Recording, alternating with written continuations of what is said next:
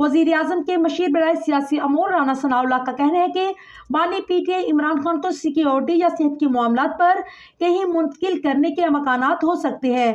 एक इंटरव्यू में मुस्लिम लीग नून के मरकजी रहनुमा राना सनाउल्लाह ने कहा है कि जेल के अंदर ही ट्रायल का फैसला भी इमरान खान की सिक्योरिटी के सबब किया गया था। उनका कहना था कि सिक्योरिटी और सेहत के सबब खास इंतजामात की बात हो सकती है। दूसरी जानिब वज़ीर आला खैबर पख्तूनख्वा अली अमीन गंडापुर ने मुज़ाकराती कमेटी की इमरान खान से मुलाकात से मुतालिक राना सनाउल्लाह के बयान की तायद कर दी। अली अमीन गंडापुर ने कहा है कि मुज़ाकराती कमेटी की मुलाकात स्पीकर कौमी असम्बली अयाज सादिक के मुल्क से बाहर होने के बायस नहीं हो सकी। अब वो आगे हैं तो बानी पीटीआई और हुकूमती मुज़ाकराती कमेटी से भी मुलाकात होगी।